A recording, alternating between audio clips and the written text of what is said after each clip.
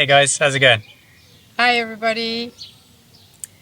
This is our Q&A on somatic yoga versus traditional yoga. Questions some of us from our viewers and also from some that we've looked up on forums.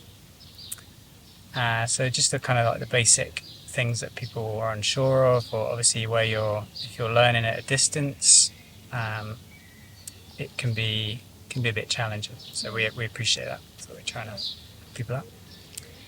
So starting off with somatic. What is somatic yoga, Audrey? So somatic yoga is a very gentle type of yoga that was actually developed by a physiotherapist in the US in the 70s called Thomas Hanna.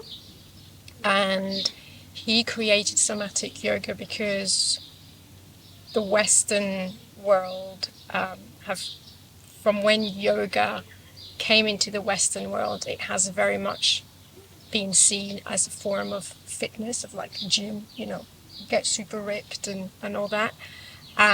So he developed this kind of yoga style for people who are more looking to tune into their bodies and into their breath and to calm the mind. But really the reason why he actually developed somatic yoga was to help people who had gone through severe traumas. This can be sort of mental trauma or even physical trauma from like a really long disease or a car accident, to get their body back into moving in a sort of healthy, fluid way, and to calm the mind as well.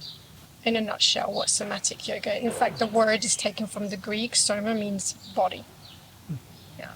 Can somatic yoga be a life-changing experience? It can, for sure, for, as I said, people who've suffered from physical trauma, I could never say that word, Myalgia. Yeah. Or any kind of major surgery that people have had, that it can definitely help them bring movement back into their body, reconnect with themselves. Because when you go through such like a traumatic experience, whether it's mentally or physically, you kind of disconnect, right? You completely disconnect from the energy, you disconnect from the universe, you disconnect in every way. And somatic yoga can be really life-changing for people who practice it, because it teaches them to reconnect with themselves, with their energy, not just the energy that surrounds us, like the energy of the universe, but also the energy that we have inside, like our own energy. So I believe it truly can. Therapeutic. Yeah. So next question. Is somatic yoga a specific style, or is it more of an approach? So I believe that all types of yoga are integrative and holistic and healing. It's not that one is more or less than the other. First and foremost, traditional yoga, as you know, is the breath. It focuses on our breath. It focuses on how do we feel in this pose.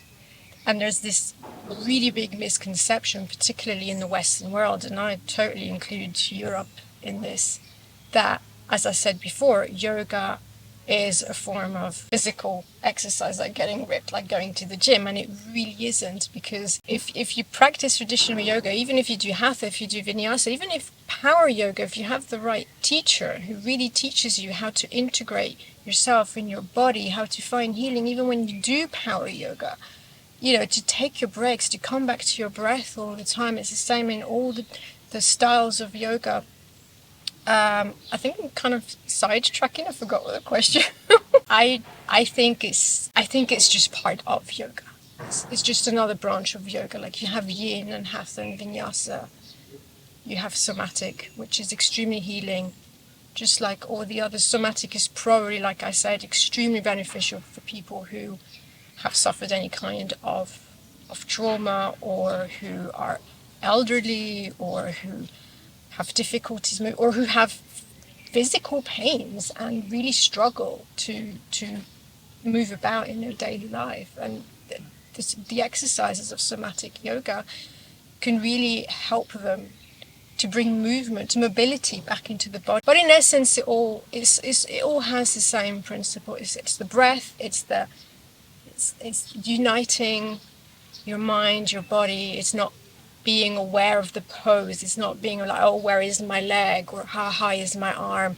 It's about, how do I feel? How does my body feel in this pose? So I guess a lot of people find somatic because they want to heal some injuries, but then maybe that becomes then a doorway to explore the other branches. Absolutely, yeah, totally. Can somatic yoga help with PTSD? Yes. So because PTSD is a very deep trauma, I think that yes, 100% it can. But because it is so deep, I think it is dependent on the teacher.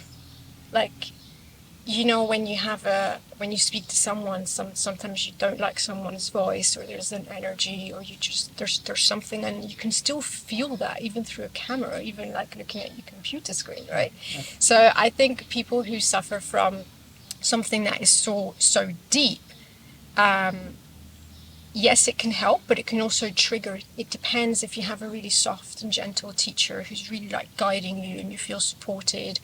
And you feel safe. I think it's about feeling safe, as you know, because of the what I used to do, like what I did last year. And it comes to PTSD, yoga nidra is probably a style of yoga that I would recommend more than somatic yoga, because in PTSD it's not so important to move your body. You're not really looking for bringing mobility back into your body. It's more of a mental thing, and yoga nidra has been proven like to help soldiers in the US, ex-veterans, who obviously when you go to war, I can't think of something that's more traumatic than, you know, that kind of experience. So, and they have really, really healed some really deep,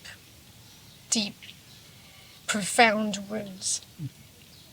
So next question, what other types of yoga would you recommend for people who practice somatic yoga currently? It kind of depends where they're at in their practice, but if they do somatic yoga, they probably like the slow and gentle. So yin, for sure, because in yin you just move from one pose to the next and you stay there for 2-3 minutes, and then you move to another pose for 3 minutes, and that really allows you to go deep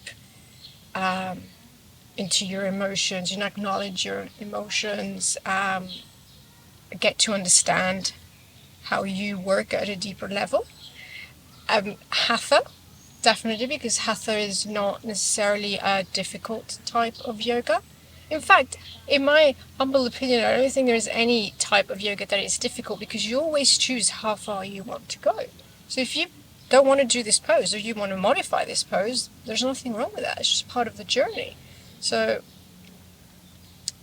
you can do any type of yoga. You decide, today I don't feel this, or I'm not quite there yet, so I'm just gonna, take it a notch down, or stay here for a while until I feel comfortable, and then I'll be able to progress. But to go with recommendations, actually we've had a lot of comments about recommendations when you guys finished the 5-day mini-series, and I definitely recommend to start with yin, and some gentle hatha yoga classes are definitely good.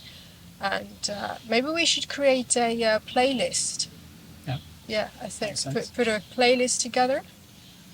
Yeah, suggestions for that. Yeah. All right. Is it possible to feel ill after the first time trying somatic? Yes, but not just somatic. Any practice or discipline where you move energy. I remember the first time I did my very, very first yoga class. This is going back a very long time ago. It just was a very gentle kind of bedtime yoga, and I remember being sick, literally like an hour or two later, because you move energy. Right, so you start moving all these blockages and all these feelings and emotions start to come out, and we tend to suppress them. They come out all the time. Our body's always like giving us signals, and we just tend to suppress them because we don't want to deal with them, or because now is not the right time, and that. And when you do yoga, because we're moving the chi, it was the Chinese call it, or the prana, we're moving the energy. It's all coming out. So yeah, it's totally normal. I've had that with Tai Chi as well. The first time I did Tai Chi, I remember my hands, my fingers, my legs were shaking. Yeah, I remember working in the warehouse where we sold all the thousands of crystals, and the lady there, Jackie, said, it's a big vibration change to work in that place.